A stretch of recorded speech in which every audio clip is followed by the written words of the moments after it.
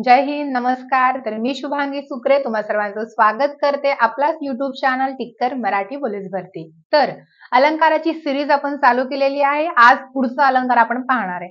आतापर्यंत आपण बघितले की अलंकाराचे मुख्य दोन प्रकार पडतात. पहिला शब्दालंकार, दुसरा अर्थालंकार.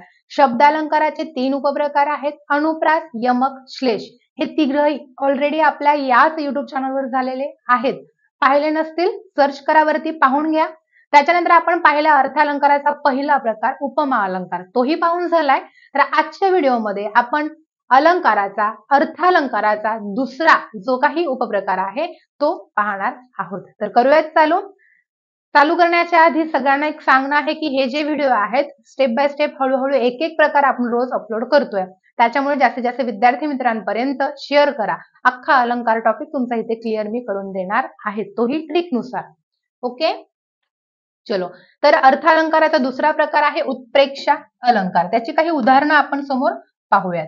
ठीक आहे, बघा. उत्प्रेक्षा अलंकार व्याख्या काय आहे, तर उपमेय जणू उपमानच आहे असं दर्शवण्यासाठी जणू काय, गमे, वाटे, भासे, की यांसारखे शब्द वापरले जातात तेव्हा उत्प्रेक्षा हा अलंकार होतो. ही झाली व्याख्या. लक्षात काय ठेवायचं आता इथे, अर्थालंकार म्हणजे अर्थ महत्वाचा आहे. तर सगळ्यांना तोंडपाठ आहे, ऑलरेडी सांगून झालंय माझ्या आधीच्या व्हिडिओज मध्ये.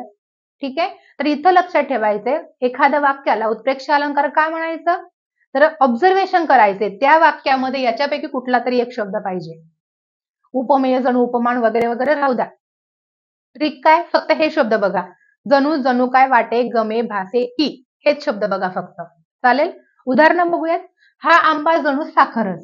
आता ओळखायला आलं पाहिजे उपमेय आणि उपमान. ऑलरेडी सांगितले मी, उपमेय म्हणजे मूळ वस्तू गुणाने कमी किंवा ज्याची तुलना करायची असते ते उपमेय. कोणाची तुलना करतोय रे आपण, हा आंबा जणू साखरच म्हणजे आंब्याची तुलना करतोय की नाही, मग आंबा झाला उपमेय. उपमेय हे जणू उपमान आहे असं दाखवलं जातं. म्हणजे हे काय, आंबा जणू साखर आहे. साखर ही ऑलरेडी उपमान आहे, गुणाने जास्त आहे. साखरी बरोबर तुलना करतोय आपण, बरोबर. तर उपमेय हे उपमानच आहे, जणू उपमान आहे असं दाखवलं जातं, म्हणून उत्प्रेक्षा अलंकार होतो. हे लक्षात ठेवायचंय. आंबा साखरच आहे असं नाही सांगितलंय, फरक आहे दोघांमध्ये. मध्ये अपनहुतीमध्ये गेलो, ते पुढे पाहणार आहोतच आपण. हा आंबा जणू साखर आहे असं सांगितले, जणू शब्द आला म्हणजेच उत्प्रेक्षा अलंकार. पुढे बघूयात आपण अजून एक उदाहरण. बघा, ती गुलाबी उषा म्हणजे परमेश्वराचे प्रेम जणू. गुलाबी उषा हे झालं उपमेय, परमेश्वराचं प्रेम हे झालं उपमान. आणि इथे शब्द आलाय जणू. शब्द महत्वाचे, जणू काय, वाटे, गमे, भासे, की. क्लिअर. त्याच्यानंतर त्याचे अक्षर जणू काय मोतीच. आता त्याचे अक्षर मोती आहे असं सांगितलंय डायरेक्ट नाही सांगितलंय. काय सांगितले, जणू काय मोती असं वाटतंय फक्त असं सांगितलंय. आहेच 100% असं नाहीये. उत्प्रेक्षामध्ये असं वाटतंय फक्त, एवढंच लक्षात ठेवायचंय. जणू काय शब्द आला, उत्प्रेक्षा अलंकार. महत्वाचा व्हिडिओ आवडला असेल तर लाईक करत चला आणि शेअर करत चला विद्यार्थी मित्रांपर्यंत.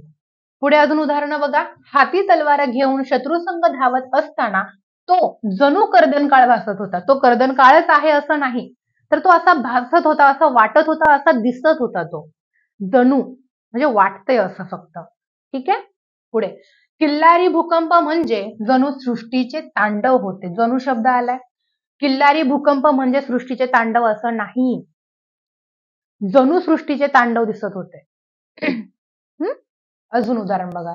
जाई आहे संगे मळ्यात किंवा खळ्यात ही कन्या, साधी निसर्ग सुंदर भासे ती देवता जाणवन्या. हे दोघं एकच उदाहरण आहेत. काय सांगितले आता, जाई आहे संगे मळ्यात किंवा खळ्यात ही कन्या, साधी निसर्ग सुंदर भासे. ती काय वाटतेय, भासे म्हणजे वाटतेय काय, ती देवता जाणवन्या. वनदेवता आहे जशी काय अशी ती दिसतीये, असं भासतंय, असं वाटतंय. ती आहेच असं नाही सांगितलंय, असं वाटतंय की ती अशी आहे, अशी दिसते. म्हणजेच उत्प्रेक्षा अलंकार. समजलं. काय ऑब्झर्वेशन करायचंय वाक्यात, जणू काय, वाटे, गमे, भासे, की असं पाठच करा, होऊन जाईल पाठ.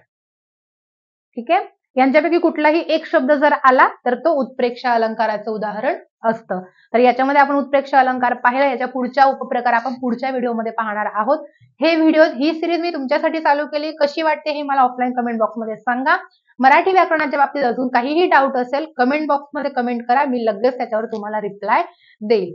भेटूयात पुढच्या व्हिडिओमध्ये. तोपर्यंत अभ्यास करत राहा. काय अडलं तर विचारत चला. Bye bye. Take care. Wish all the best. जय हिंद.